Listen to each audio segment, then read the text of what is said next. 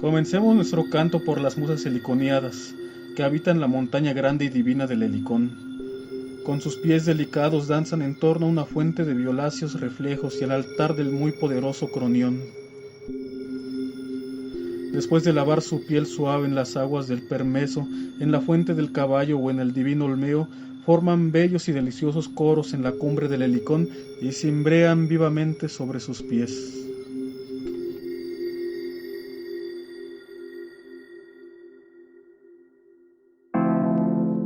Muy buenas a todos, yo soy Raúl Montes Yo soy Rulfino Pérez, y esto es Mitoteros, el lugar en donde todos somos poetas. Eres arte, amiga. Estimado escucha, el programa que está por sintonizar fue pregrabado. Si quiere interactuar con nosotros, use el chat. Le pido por favor que no use esta conversación como fuente. Para realizar algún trabajo escolar, estos perros pueden cometer algunos errores. Gracias. El programa de hoy vamos a presentar una nueva sección del programa a la que decidimos llamar Musas del Helicón. Se estaban preguntando por qué empezamos con esos versos tan extraños. Esos versos forman parte del principio de la teogonía de Hesíodo. Ahora sí que él empezó invocando a las musas. Así es. De hecho más bien lo que hace es como es un catálogo tal cual es el libro. Lo primero, un catálogo de dioses, ¿no? De dioses, de héroes. Ahora sí que algo así como una enciclopedia para lo que sería en su tiempo. Sí, de toda la mitología, ¿no? De alguna forma sigue siendo un poema. Y lo primero que se le viene a la mente al empezar a escribir este poema son las musas, porque como a veces algunos sabrán, como ya nos habremos dicho en algunos otros episodios, las musas de alguna forma es como lo que se conoce como inspiración, ¿no? Es lo que le da la inspiración a los poetas. Ajá. Pero qué de importante tiene la poesía para la mitología. Aguanta, ahí quiero abrir un paréntesis. Siempre abro paréntesis, ¿no? Sí, ¿no? Como en el siglo XIX, ahora sí que los poetas y en general todos los artistas en su necesidad de seguir objetivizando a la mujer, la pusieron ahora como un objeto, el objeto de inspiración, y le empezaron a llamar musas, cosa que pues es totalmente, creo que sería incorrecto, ¿no? Porque la musa pues finalmente no es que la veas y te dé inspiración porque ay qué bonita o cosas así, sino que más bien la musa es la misma la que crea y ahora sí tenemos como la imagen de este poeta romántico, o sea, literalmente el romanticismo, que se inspiraba en su novia y le decía eres mi musa, ¿no? Pero aquí tenemos que entender a las musas como estos seres que son portadores de las ideas, que van a darle forma después a los poemas que los poetas cantaban. Y pues por eso de alguna forma empiezan casi siempre los poetas de la antigüedad invocando a la musa. Empieza la Ilíada de canta oh musa, y pues ahorita pues eso no tiene, menos va a ser más va a ser para Hesíodo empezar su catálogo de deidades con las musas. Y bueno, ahora sí ya ¿qué importancia tiene la poesía en la mitología? Que ibas a empezar, ¿no? Pues toda, ¿no? Toda, de hecho, la razón por la que decidimos empezar esta sección, esta nueva sección del programa, es porque queremos centrarnos de una forma, digamos, con un lente un poquillo crítico, sin llegar tampoco al academicismo, para hacer una aproximación a los poemas que a fin de cuentas terminaron plasmándose, o más bien en cuyos versos terminaron plasmándose los grandes mitos de la humanidad. Casi toda la mitología está contenida en poemas. Exacto, y de hecho ahora sí que todos los mitos que les hemos contado, a excepción, de hecho no es una excepción, iba a decir el de Quetzalcóatl, pero todos están escritos primeramente no en enciclopedias, sino en catálogos.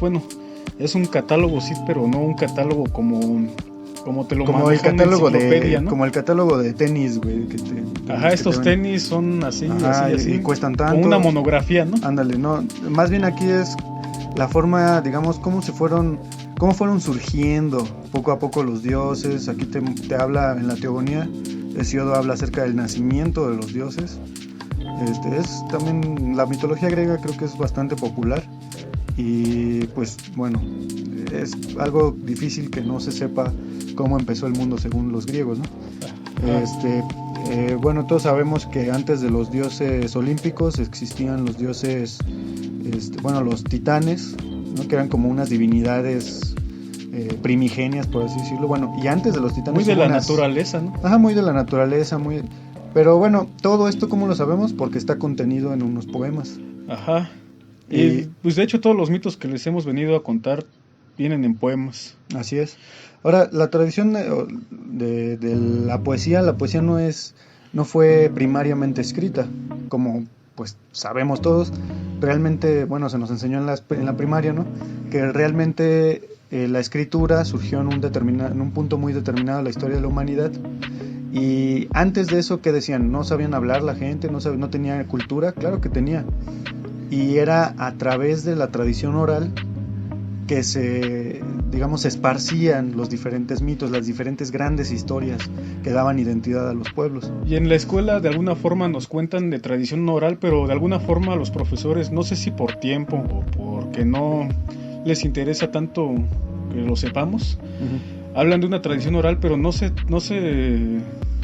enfocan en decir que más que tradición hablada, era cantada. Exactamente. El poema no es que se tenga que leer, tampoco vamos a ser mamadores aquí. Simplemente los invito a que si leen poemas en voz, en silencio, empiecen a leer poemas en voz alta. Se van a dar cuenta que tiene una musicalidad, algo que te envuelve, porque los poemas están compuestos para ser escuchados, aunque estén escritos. Y realmente, bueno, de ahí vienen las propiedades como la rima, la métrica, que le da una musicalidad a lo que se está escuchando. Y estos diferentes poemas que hoy tenemos en libros, originalmente eran cantados por antiguos, ¿qué podríamos decir? ¿Trovadores? En Grecia se distinguían los aedos y los rapsodas, parece ser. Los aedos creo que de alguna forma eran los que interpretaban algo, hazte de cuenta como si los rapsodas componían una composición, no sé. Se me ocurre José Alfredo Jiménez, ¿no? Él era compositor, él también cantaba, y el aedo era Pedro Infante, ¿no? Alguien que nada más interpreta, bueno, no eso no quiere decir que el intérprete sea menos que el compositor. No, simplemente en muchas ocasiones diferentes los intérpretes son más profesionales que los compositores, pero Pero aclárame una cosa, entonces los rapsodas escribían sus obras, o sea, ¿cómo lo componían, güey? Bueno, yo lo que había... Porque las musas se acercaban a su oído y les dictaban todo lo que... A huevo, exactamente. Bueno, esa es la definición de musa. No sé si han visto así como... Hay un retrato de Beethoven, donde está tocando el piano, y hay una, baja una musa es como que a susurrarle algo al oído. De hecho, esa imagen es muy como que... ¿Popular? No muy popular, sino muy romantizada, porque de alguna forma enfocan a Beethoven como el centro de la imagen, y a la musa como si fuera algo inferior. Pero bueno, más o menos esa es la idea, pero pues ya estaba muy algo así como si fuera como tu angelito que te está diciendo, sí, güey, haz esto. Algo así.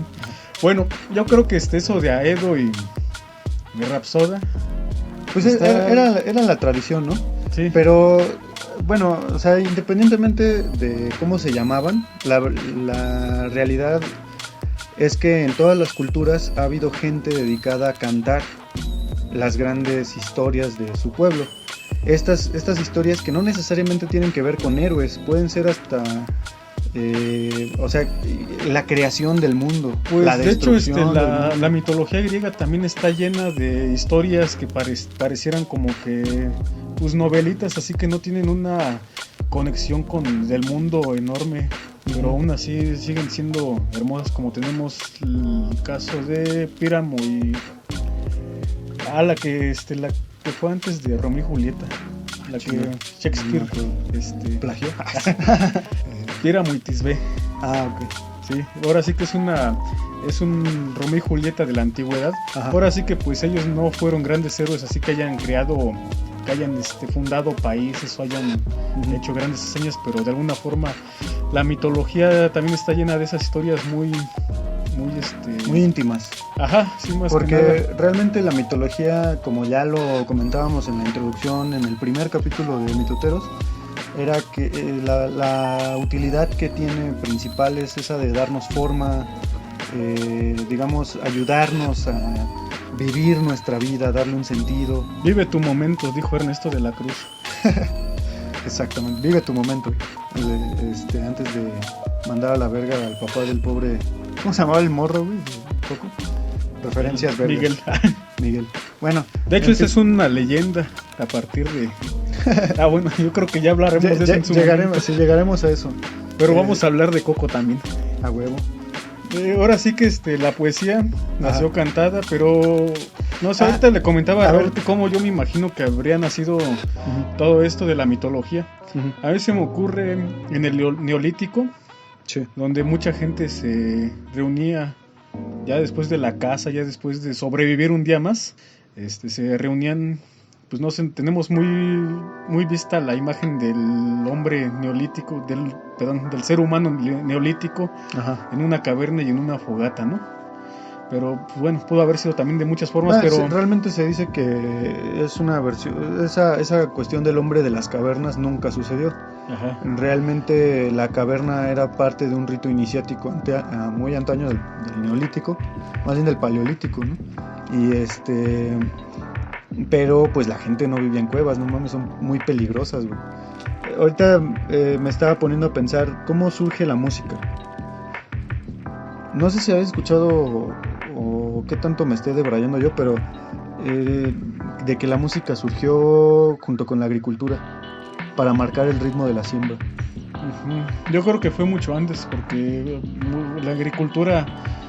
estamos hablando de una cosa muy reciente de hace 10,000 años. Y la música parece ser que ya había algunos instrumentos muy primitivos antes de eso, mientras todavía la humanidad se movía en... Ahora sí estamos hablando del paleolítico, ¿no? Es la época pre-agricultura, ¿no? Pues sí, más bien ahí sí me equivoqué, yo no es de neolítico, sino paleolítico. O sea, el neolítico es ya con la agricultura, ¿no? Incluso hay algunas... No sé, en algún momento vi un documental, ya saben que pues, me gusta ver documentales de televisoras cutres a veces. Bueno, pero el punto es de que vi un documental donde decían que la ventaja que vino a los Homo sapiens, o sea, a nosotros los cromañones, contra los neandertales, sí, nosotros somos cromañones. A la verga. Sí, era el neandertal y el cromañón. Ajá. Y el cromañón ahora sí que es porque fue de los primeros esqueletos, bueno, de los primeros restos que se encontraron.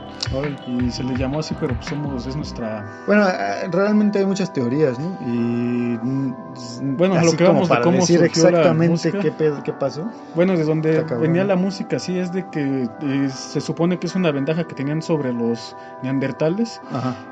Otra de muchas, es de que en los vestigios neandertales se encontraban muchas herramientas así muy buenas. Muy avanzadas, digamos. No tanto como las de los cromañones, pero los cromañones ya tenían... Ya con cierta astucia, digamos. Ya tenían instrumentos musicales los cromañones. Ajá. Eso quiere decir que la música incluso tal vez inició antes que la palabra. Eso tiene mucho sentido, tomando en cuenta que la palabra tiene música. Bueno, sí. ¿No? O sea, si ustedes se ponen a escuchen gente hablando en diferentes idiomas y pónganle mucha atención a la forma en la que pronuncian sus palabras, aunque no las entiendan. Van a encontrar cierta musicalidad, van a encontrar un cierto ritmo, cierto patrón, y esa es digamos, el latido de la lengua, es el pulso que tiene la determinada lengua. Por ejemplo, se dice que el español, la mayoría de las frases están dichas en heptasílabos y octosílabos. Digamos que es como lo que se dice, ¿no? Y si se fijan, si yo mando a la verga a Rulfino, pinche Rulfino, vete a la verga. Bueno, ahí me salió un decasílabo. Pero más o menos va con eso. Por lo menos mide tus sílabas para ver tus ejemplos todos cutres. Bueno, ustedes hagan la prueba. Y van a ver que muchas de las frases que van a decir van a estar, digamos, de manera natural, sin estarlas premeditando, van a caer en este conteo de sílabas. Ahora, no es el conteo de sílabas ortográfico que estamos acostumbrados en la primaria, sino es este conteo de sílabas más de oído, es como esa pulsación de la lengua. Conforme la gente escucha, entrena su oído para distinguir estas cosas, más fácil lo van a notar. Pero lo hay. Les debemos un taller de métrica. Estaría chido darlo aquí. Bueno, entonces hay que hablar ahora sí del inicio de la narrativa y del inicio de la poesía, ¿no? Ahora sí, bueno, yo me lo había imaginado así como que la gente se sentaba en sus lugares de reunión. Dice Raúl que pues después, bueno, empezó el paréntesis con que no pudieron haber sido cuevas. Y bueno, yo creo que allí pues empezaron a contar como este momento en el que ya todos, como decías hace rato, ¿no? Ya todos terminaron su chambita del día, todos nos estamos reuniendo. Imagínense comunidades chiquitas de no más de 2 docenas, 1 docena de personas, pues todos van a tener lazos bastante estrechos. Entonces es muy normal que se reúnan y en el ambiente pues empiecen a contar sus historias.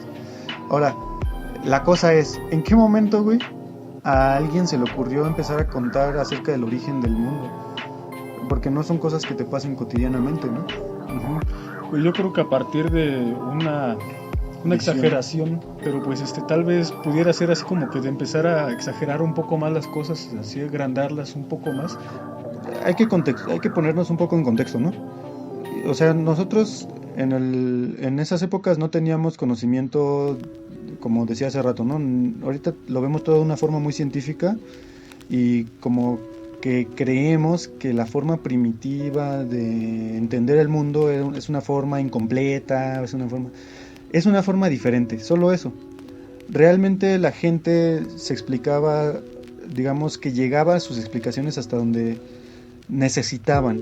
Vamos a ponernos en los guaraches de los o qué serán las sandalias de los de las civilizaciones neolíticas y visualicemos este valle enorme que acabamos de llegar con nuestra pequeña tribu y empezamos a ver que cosas brotan del suelo y que nos la podemos comer y que si hacemos ciertos tratamientos, si llevamos a cabo ciertos rituales, entonces la tierra nos va a devolver el favor a través del alimento. Y que es un ritual, sino que regar la tierra, por lo menos, por ejemplo, ¿no? Realmente un ritual es un acto simbólico. Pero pero hay que tomar en cuenta aquí una cosa, ¿no? O sea, si tú agarras y haces el surco en la tierra, y echas la semilla y luego le echas agua, lo cuidas y de ahí sale vida, es muy parecido, por ejemplo, a un embarazo. También entierras algo, echas una semilla, lo cuidas y luego nace un bebé. O sea, pongámonos en ese contexto. Estos como paralelismos o estas, digamos, estos vínculos que puedes encontrar, o sea, mentalmente hablando, son los que generan los símbolos. De ahí que el acto de sembrar sea un ritual, o sea, consiste en un ritual. Y realmente en muchos yacimientos arqueológicos se han encontrado que en los lugares que estaban destinados a la siembra se enterraban también las pequeñas figurillas de Venus. Ajá. Porque era como una ofrenda, era como, ¿sabes? Como estaban tratando de representar el embarazo, pero de la tierra. Entonces, o sea, partimos de lo que tenemos más a la mano. ¿Y qué tenemos más a la mano? Nuestra propia humanidad, nuestra propia raíz animal. Nos reproducimos de manera sexual. Entonces, de ahí nacen todos estos vínculos, esas vinculaciones que empieza a hacer el ser humano con su mundo interno, que es el mundo interno, que es la tribu, lo que se vive dentro de su propia comunidad, y el mundo externo, que de alguna forma parece tener el ser humano antiguo encontró ciertas similitudes. Entonces, de ahí que nazca estas formas simbólicas de realizar sus actividades cotidianas. Ahora, la mitología de cada sociedad cambia dependiendo de su forma de vivir.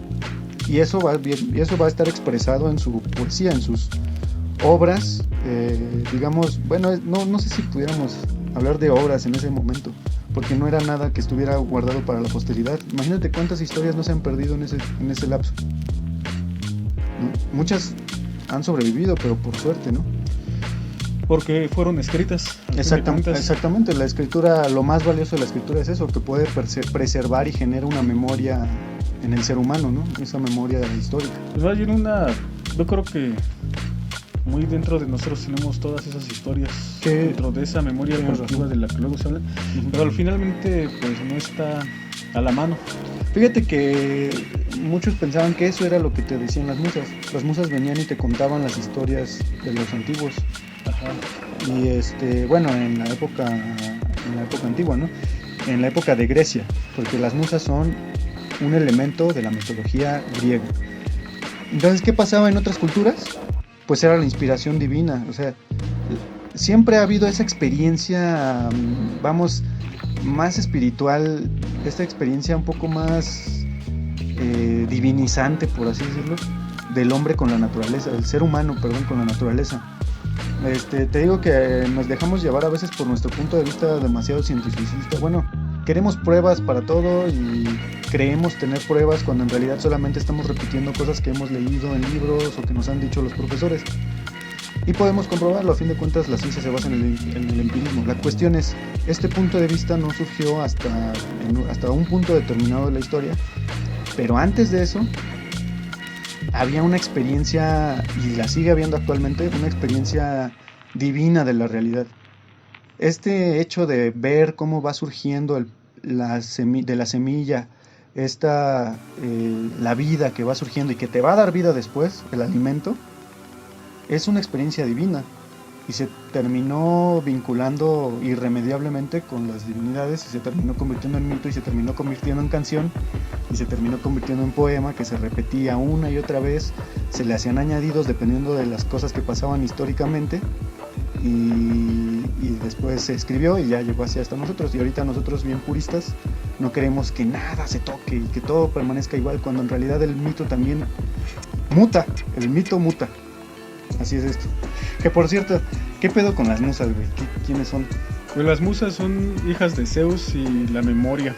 Mnemósine. Y ahora sí que estaban muy vinculadas al dios Apolo. Interesante. Las musas son 9, ¿no? Son 9 y... A mí nunca nos ha gustado, la verdad nunca nos ha gustado dar un catálogo de... No nos gusta dar catálogos, pero... Pues voy a mencionar rápido, ¿no? Así nomás para que no queden, no se ofendan nuestras diosas, nuestras señoras. Calíope era la mamá de Orfeo. Ya de hecho ya habíamos hablado de ella. Sí. Y ella es pues, precisamente de lo que venimos a hablar ahorita, la poesía épica. Sí, poesía épica, aquí entendamos estas grandes gestas de los héroes, estos grandes sucesos de la creación, etc. Clio, musa de la historia. Clio es un carro muy chiquito, cuyo nombre está inspirado en una musa que se llama Clio, la musa de la historia. Ajá. Erato es de la que se inspiraba, así era la que ella se acercaba a Safo, como hace rato. Es que Safo sí, por ejemplo, las canciones de Safo sí eran muy amorosas, ¿no? Ajá. José Alfredo Jiménez pudo haber sido heredero. Ándale, José Alfredo Jiménez era consorte de Erato. Ahorita actualmente está en el Helicón, cantando junto con su diosa patrona. Euterpe, musa de la música. Melpómene, musa de la tragedia. Ahora sí que fue la que inspiró a Wagner.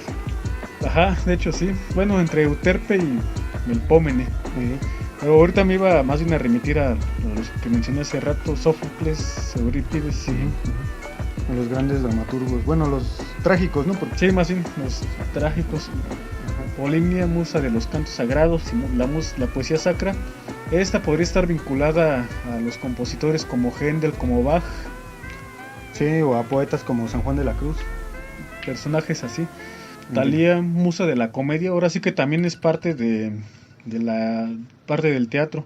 Sí, hay algo que se llama también poesía bucólica, que tiene que ver con esta, digamos, entre comillas, muy entre comillas, baja poesía, ¿no? Está, digamos, algo más cercano al pueblo, ¿no? Entre comillas, muy entre Lo comillas. pastoril, por ejemplo, Lo para pastoril, esas épocas. lo pastoril, ajá, exactamente. De hecho, Wagner escribió una comedia, no todo en su catálogo son tragedias. Uh-huh. O sea que también de alguna forma ahí... Sí. Oye, no me acuerdo si fue una cuestión de tradición Ajá. o de un autor en específico, que en las obras de teatro, me parece que del siglo XIX, del siglo XVIII, Ajá. no, del siglo XVII más bien, la gente del pueblo hablaba en octosílabos y la gente de la nobleza hablaba en decasílabos. Yo sí también he escuchado de eso, pero no he leído Es algo de algo lo parecido. muy, Lo que sí sé es que Calderón de la Barca no lo hacía. Pues es que más bien yo lo que he sabido es que casi todo el teatro, por lo menos español de los siglos de oro, se escribía en... la redondilla es como que ocupaba el 90% de todo el texto. También había otro tipo de estrofas, pero la redondilla era la que más lo ocupaba. Y eso, Había muchos sonetistas, güey, muchísimos sonetistas. Sí, pero en el teatro, específicamente, la redondilla era lo que más acaparaba el texto. Ahora sí que los sonetistas, sí, de pues hecho, había sí, un buen, sí. pero De hecho, ¿cómo se llama? De Calderón de la Barca, güey, la vida es sueño. Pues empiezan Es una redondilla. Exactamente, sí, exactamente. Bueno, seguimos con Terpsícore. Musa de la danza y la poesía coral. Así es. Y Urania, musa de la astronomía, poesía didáctica y las ciencias exactas. O sea, era la santa patrona de Einstein. Pues todos los... pues, de hecho... De ¿cómo se llama? Hubble, ¿no? Y demás astrónomos chingonzotes. Ajá. Pues ahora sí que también a Apolo se le considera dios de las artes y las ciencias. Ajá, sí, pues tal cual, ¿no? Sí. Pero bueno, siempre apoyado, más bien ellas eran las que hacían la chamba, ¿no?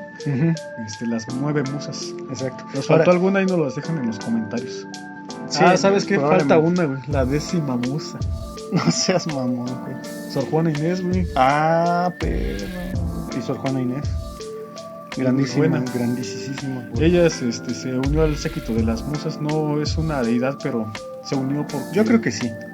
Sí, yo creo que al pasar al imaginario colectivo ya te deificas de alguna forma. No, güey, tampoco tanto así, porque existe, nada existen los héroes y los dioses. Pues es que sería los héroes siempre se van a quedar un poco más güey, es que los dioses. Claro, no estoy hablando de un dios, pero digamos, te vuelves un ser divino, pues, para que no se ofenda aquí Rulfino. Bueno, ya esto fue un poco de lo que hablamos, por lo que decidimos llamarle Musas de Helicón a esta sección. ¿Y qué poema nos está, digamos, con qué poema queremos empezar? Ya lo hemos comentado hace rato, con el poema de Gilgamesh. El problema con el poema de Gilgamesh, ¿qué pasa con el poema de Gilgamesh? Es un poema muy antiguo. Fue encontrado a mediados del siglo del siglo XIX en una biblioteca que se encontró del rey Arzubanipal, me parece que se llama. Bueno, el poema está compuesto en 12 tablillas. Lamentablemente ninguna llegó intacta hasta la actualidad y hay muchos vacíos, de manera que es un poco complicado determinar digamos, la métrica. Se tuvieron que hacer reconstrucciones a partir de textos un poco más recientes, entre comillas, porque estamos hablando de la antigüedad, de una antigüedad muy antigua, de unos 2000 años antes de Cristo. Gilgamesh es un personaje muy controversial. Pues como todas las figuras míticas, ahora sí que pues como Jesucristo, como los héroes de los que hemos hablado, Sí, probablemente tuvieron una realidad histórica, ¿no? Ajá, pero ahora sí que a la hora de mitologizarlos hay muchos huecos. Si de por sí dentro de sus mismos mitos hay muchos huecos, dentro del personaje histórico los hay aún más. Incluso ni siquiera sabemos si existió realmente. Bueno, hay ciertos, digamos, ciertas evidencias, entre comillas, arqueológicas. Bueno, no entre comillas, hay evidencias arqueológicas que indican que sí pudo haber existido un rey de Uruk llamado Gilgamesh. Aparece dentro de ciertos conteos o dentro de ciertos, digamos, catálogos de reyes antiguos y sí tiene cierta, vamos, sí hay sus huellas quedaron huellas de Gilgamesh en el mundo. Aquí también podría pasar como con Quetzalcóatl. Hubo un rey que se llamó Quetzalcóatl, al que apodaron Quetzalcóatl, pero también Eso es lo que ahorita creemos, pero tampoco estamos seguros de que lo hayan apodado así. O qué tal que así se llamaba, güey. Bueno, ahora sí o que así le pusieron sus papás. Seacatl Topitzin se llamaba su nombre real.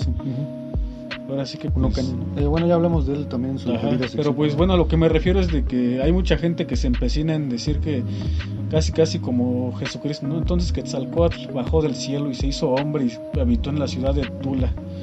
Pues realmente eso, quererlo ver como algo literal, ¿no? Ajá.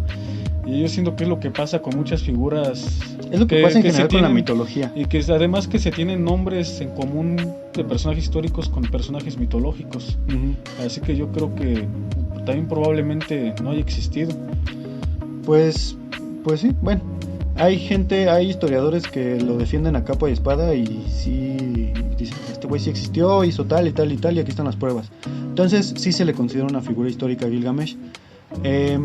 Ahora, la cuestión es que cambia dependiendo de dependiendo de la fuente, cambia la forma en la que se habla de Gilgamesh.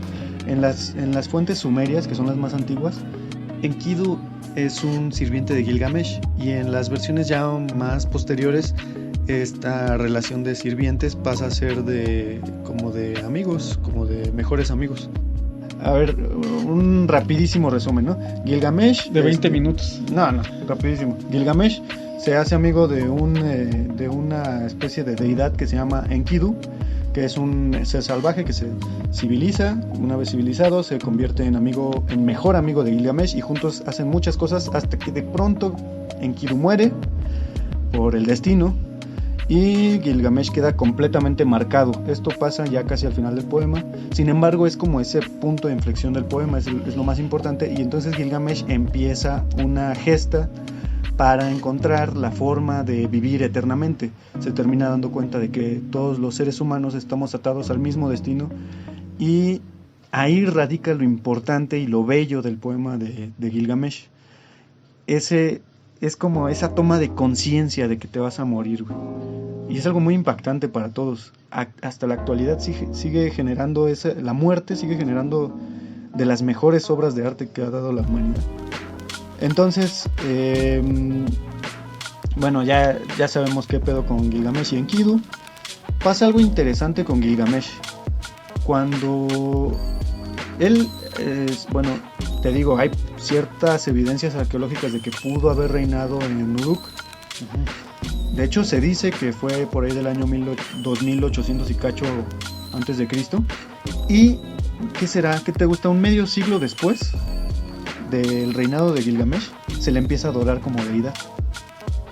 Y es algo que a mí se me hizo muy curioso. A Gilgamesh se le adoraba como una deidad del inframundo. Era el juez del infierno. Así un poco como el rey Minos. Muy interesante que los grandes reyes antiguos terminen siendo jueces del infierno, ¿no? Pero bueno, la razón por la que Gilgamesh terminó, digamos, en esta posición divina, que se le empezó de hecho a incluir dentro de catálogos de dioses, tiene mucho que ver con su búsqueda de la inmortalidad, derivada de la muerte de la impresión que le da la muerte de Enkidu, ¿no?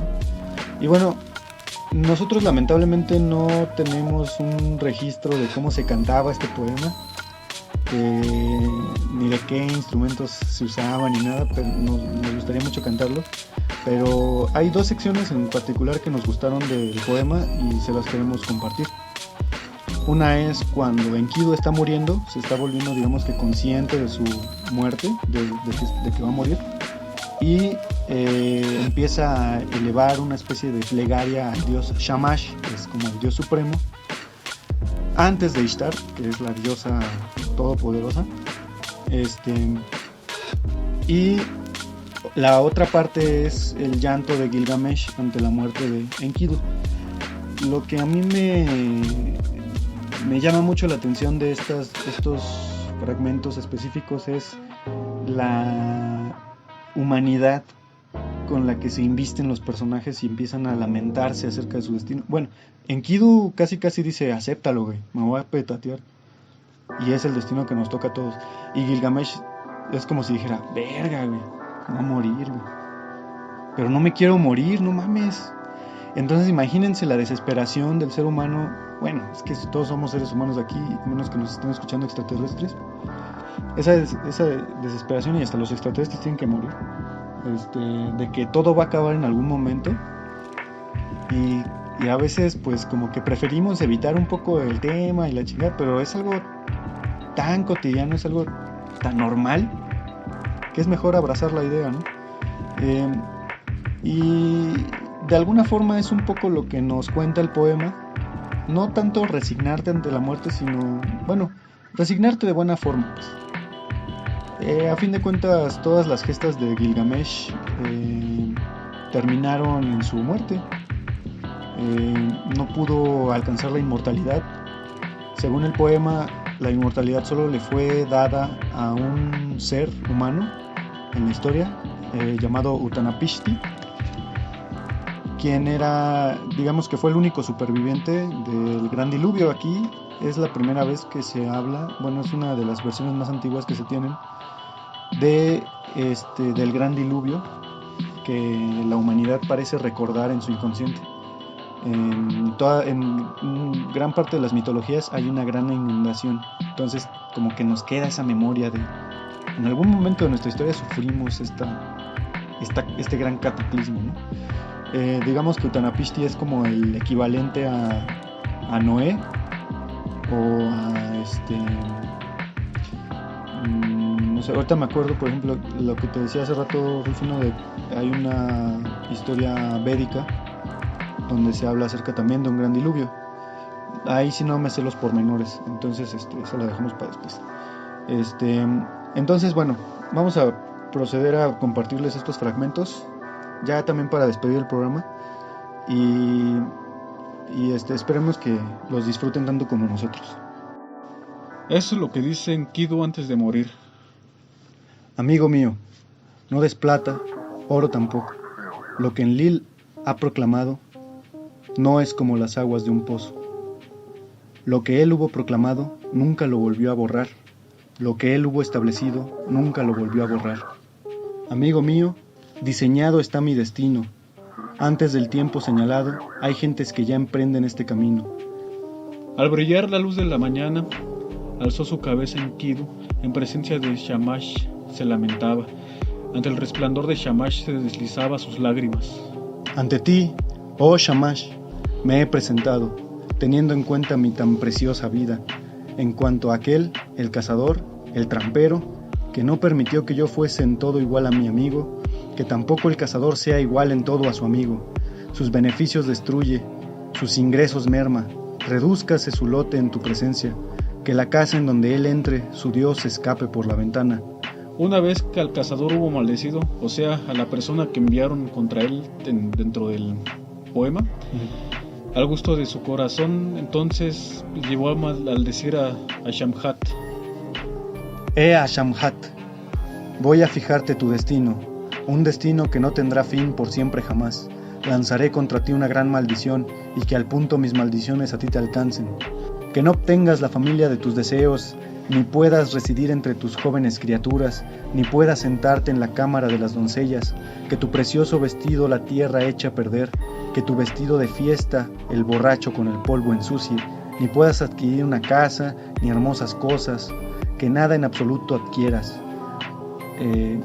Y bueno, es mucho odio, le tira mucho hate, pero esto es algo que nos gustó, porque entonces, bueno, un poco de contexto.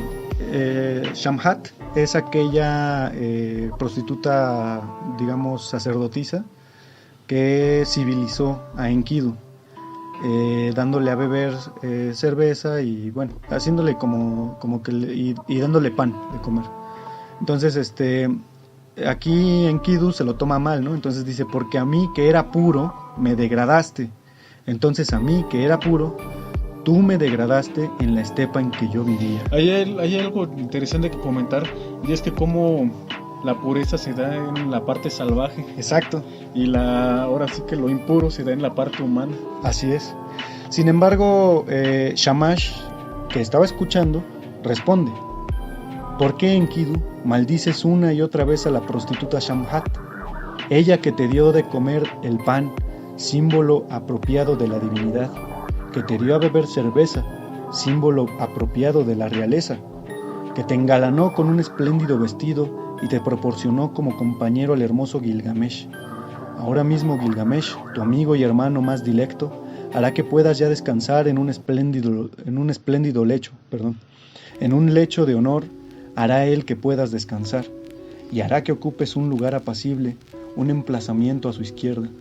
Los príncipes de las regiones infernales besarán tus pies, hará que te lloren las gentes de Uruk y eleven por ti sus lamentos, hará que a las gentes prósperas las abrume tu aflicción, y él, tras tu partida, se obligará a llevar greñas de luto, se vestirá con la piel de un león y andará recorriendo la estepa. Y bueno, después Enkidu digamos que se aliviana, ¿no? Se aliviana de lo que dice Shamhat. Se arrepiente de lo que, ajá. Y se retracta.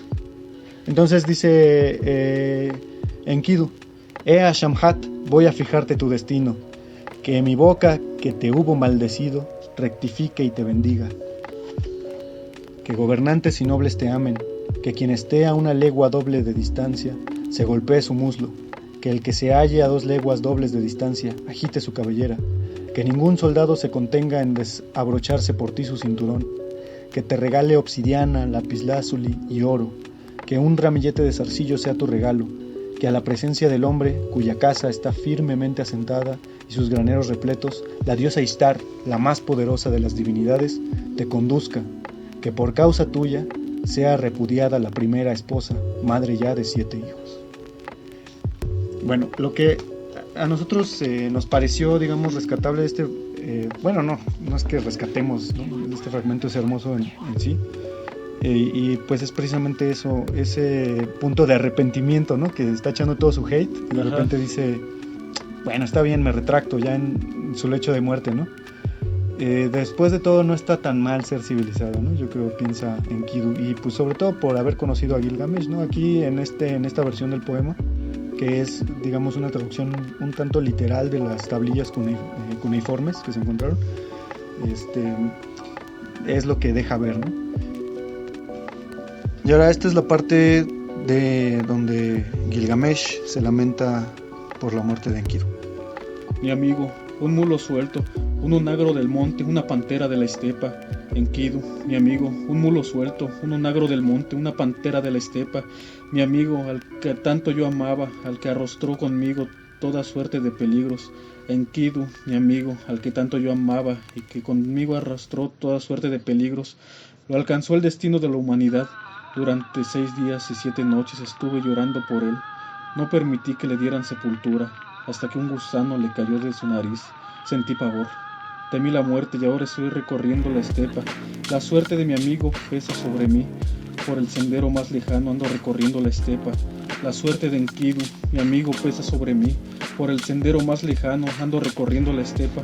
¿Cómo voy a permanecer en silencio? ¿Cómo voy yo a callarme? Mi amigo, al que amo, se ha convertido en barro. Enkidu, mi amigo, al que amo, se ha convertido en barro. No terminaré siendo como él, y como él también ya seré. para nunca levantarme por toda la eternidad. Chale.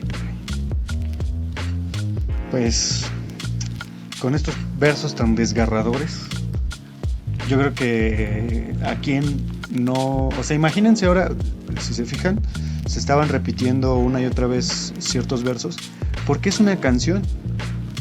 Ahora imagínense en esos tiempos, cantado, con música. No sé, ahorita a mí se me hizo así como que bien operístico. Andas, sobre incluso, todo. ¿no? Muy interesante. Muy teatral. Muy teatral. Bueno, esto pues de alguna forma es poesía épica. Uh-huh. Muy, pero no tanto diferente a la poesía dramática. Pero ya tiene algo de por ahí, ¿no? Ahorita lo que le comentaba a Raúl es de que en algunos poemas como que de este tipo un tanto épicos. Ajá. No sé si tal vez algún hispanista me vaya a dar un zape por decir que por citar al Estudiante de Salamanca, que es una narración en verso. Ajá. Y ahí creo que en la parte 3, porque el poema se divide en 4 partes. Uh-huh. El poema pasa de ser así como que un poema épico a un poema dramático. Ahora sí que hay personajes, de hecho empieza así: personajes, un jugador, otro jugador, y Don Félix creo que se llamaba el personaje de ese, creo que era el Estudiante de Salamanca precisamente. Ajá. Y ahora sí que era un texto, llamémoslo ahorita teatral, ¿no? Sí. Ahorita una de las cosas que se me puede decir de parte de ese, ahora sí que hablamos dentro de las musas del Helicón, pues no solamente hablamos de la poesía épica, sino también un poco de la parte teatral. Bueno, finalmente ahorita dijimos que era parte de la tiene poesía. Tiene mucho que ver.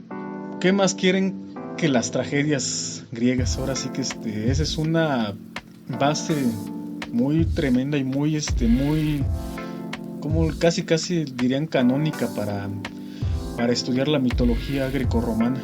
Exacto, ¿no? Hay ciertas modificaciones que hizo cada autor. De hecho eso hablaremos en el siguiente capítulo que tenemos planeado, pero ya espérenlo próximamente. Así es. Y también tenemos planeado movimientos y leyendas sobre Gilgamesh. Sí, para que ahorita nos centramos muy poquito, porque la verdad fue más presentación de la sección acerca del poema. Y es que la cuestión es que el poema está incompleto. Sí se puede leer y tiene principio y fin. Sin embargo, hay muchas cosas que fueron reconstruidas, tomadas de otros poemas, de otras versiones del mito. Pues de hecho ahí es donde iba a referirme sobre la leyenda de ese poema, para que fueran ahora sí de la época donde se supone que vivió Gilgamesh. Ajá. Bueno, que ahorita yo cuestioné su existencia, pero pues también pudo haber sí existido. Se dice que pues más o menos como unos 1000 años habrán pasado de la época de su reinado de Gilgamesh a la época donde fue escrito.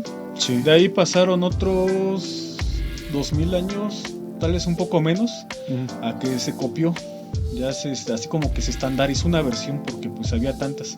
Imagínense la Llorona, que hay tantas. Pasó mal, o sea, no sé, el poema de Gilgamesh no se estandarizó como quien diría, hasta que se hicieron ya los hallazgos arqueológicos. No, pero bueno, en esos hallazgos pues fue cuando descubrieron, creo que esas 12 tablillas donde ya venía, o no me acuerdo qué documento encontraron donde sí ya... Sí, era el poema compuesto en 12 tablillas. Pero ya ya traía como que un estándar de, digamos, como que... Sí, hay como ciertos fragmentos de lo que le llaman textos paleobabilonios. Ajá. Y también de la tradición acadia, que hablaban de la misma figura. De hecho, antes a Gilgamesh se le llamaba Bilgamesh en las versiones sumerias, que son las más antiguas. Y a partir de ahí, de esos pequeños fragmentos que sobrevivieron, se recreó ya con las 12 tablillas, que es como la versión más completa que se tiene, lo que ahorita conocemos como el poema de Gilgamesh. Y ahora imagínense esa cantidad de 2000 años. Y ahora, ¿cuántas versiones de La Llorona no conocemos? Que pues, como les decíamos, son tal vez menos de 500 años que tiene el mito existiendo. Y ahora sí, ¿cuántas versiones no hubo de Gilgamesh? Muchísimas, ¿no? O sea, hay gente que hasta dice que Gilgamesh tiene cierto parentesco, bueno, no parentesco de que sean parientes, sino que tiene cierto, ¿cómo le podemos decir? Que está como de alguna forma ligado, o que es como Adán, pero con otro nombre, ¿no? No me acuerdo dónde creo que leí. hay un Adán de la mitología, sería sumeria, que creo que se llamaba Adape. Creo que no tiene que ver mucho con Pues es que Adán, Gilgamesh también tiene su... O sea, Gilgamesh, para empezar, no era el nombre de nuestro héroe en cuestión. Gilgamesh, pensémoslo como un apodo, porque quiere decir descendiente de héroes o de dioses. Entonces, bueno, son estas cosillas que pasan con los textos muy antiguos, ¿no? Y bueno, estas tradiciones muy antiguas. Eso es parte del fanfic que empezaremos a tener una introducción el próximo programa. Ajá. Ahora sí que spoiler alert. Y bueno, esperemos que sí fue un poco escueta nuestra revisión del poema de Gilgamesh. Lo vamos a explorar más a fondo cuando hagamos su mitos y leyendas de Gilgamesh.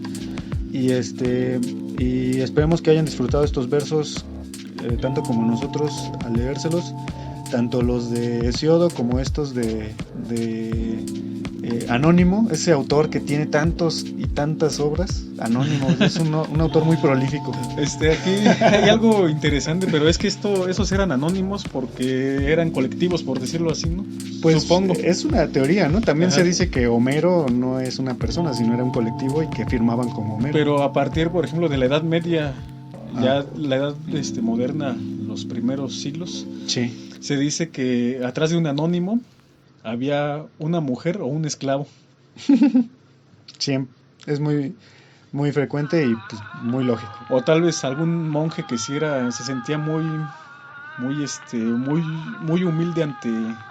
Un escriba, ¿no? Porque no eran monjes aquí los que escribían, eran No, escribas. pero digo, ya hablando de la Edad Media a la modernidad, okay. Ajá. Porque pues finalmente había, ahora sí que sí, otra vez lo voy a volver a decir, pero pues la Iglesia Católica y todas sus instituciones han sido muy ojetes con su población en general, pero había había religiosos que, pues como también lo vimos en algunos otros programas, que se tenían mucho esa humildad ante su y también ahora sí ante que su gente y ante su Dios. Y ahora sí que también muchos anónimos son esos. Exactamente. Pero también hay que descartar, más bien lo más probable es que dentro del anonimato en la Edad Media a la época moderna se escondiera un esclavo o una mujer. Bueno, seguramente, o que firmara directamente con el nombre de un hombre, ¿no? Ajá. Para no dicen recibir que las primeras composiciones de Mozart en realidad fueron escritas por su hermana, pero pues como en esa época la iglesia no permitía que las mujeres publicaran. Ajá. Pues por eso bajo el nombre de Mozart. Órale. Wolfgang Amadeus, la hermana era ni me acuerdo del nombre de la hermana. Chale. También existe una teoría, después lo veremos en futuros programas, de que la Odisea fue escrita por una mujer. Y hay un antropólogo que sostiene con uñas y dientes, con garras y colmillos, su teoría. Interesante, ¿no? Sería muy revitalizante, yo siento, el saber que existe esa variedad de autores, ¿no? Y bueno, pues yo creo que con esto finalizamos el programa. Se llama Mariana Mozart, perdón. Mariana Mozart. Acabo de ver. Bueno saberlo, recuérdenlo, no lo olviden, que no muera, que no mueran los autores. Pero bueno, realmente viven siempre a través de su... Y bueno, ahorita que comentas esto, en parte para yo documentarme sobre este episodio, vi una pequeña cápsula de hecho es un poco amplia para hacer una cápsula, de una chica que se llama Alba y Tiempo. Sí. Y termina su pequeña cápsula, su pequeño programa, lo que sea, video random de YouTube, diciendo que Gilgamesh encontró que la forma de encontrar la inmortalidad era siendo virtuoso, y por eso de alguna forma cuando regresó otra vez a reinar sobre sobre su país. Ujú. Ya lo hizo no tanto como con las, porque en el inicio él era un rey un tanto despótico, ¿no? Ujú. Era algo así como un Porfirio Díaz, ¿no? De la que mucha gente la admira, pero finalmente sigue siendo un tirano. Ajá. Y después se volvió un rey como Salomón, ponle tú. No, que Para no decir el rey figuras, sabio, ¿no? para no decir figuras históricas posteriores a o dentro de nuestra Nuestro modernidad, contexto ¿no? histórico, ¿no? Ajá, que son muy es que se vale decir que Porfirio Díaz es malo, pero no se vale decir que otro presidente que nosotros admiramos fuera bueno, ¿no? Exacto. Bueno, pues yo creo que es una versión muy edulcorada, ¿no? Porque al final Gilgamesh no encuentra la inmortalidad ni encuentra forma y le dicen, ¿sabes qué, güey? No puedes, te jodes. Y te agarras a tu destino. Pero bueno, a fin de Bueno, cuentas... a mí me gustó mucho esa conclusión. Sí, está bonito. Como la de Y- pero es otra historia de los hermanos ¿De quién es? de los mayas. Ah, de Junajuix Balanqué. Que bueno, si quieren conocer cómo vean el video de ese compa o vean nuestro video. Sí, ya hablamos en el programa pasado precisamente de eso. Ajá. Y bueno, pues yo creo que ahora sí no queda más que despedirnos. Ya ahondaremos más en Gilgamesh cuando hagamos sus mitos y leyendas. Y esperemos que les haya gustado este programa, que les haya resultado muy interesante. Saludos. ¿Tenemos saludos? Creo que ahora no. ¿No? Bueno, pues saludos a todos los que nos escuchan. Un abrazo a todos. Esperemos que pasen muy bien estas fiestas con pandemia. Está de la chingada, pero pues ahí vamos, ahí lo llevamos. Y pues yo creo que ya no hay más que decir. Papá, ya estoy en la radio. Cámara, hasta luego.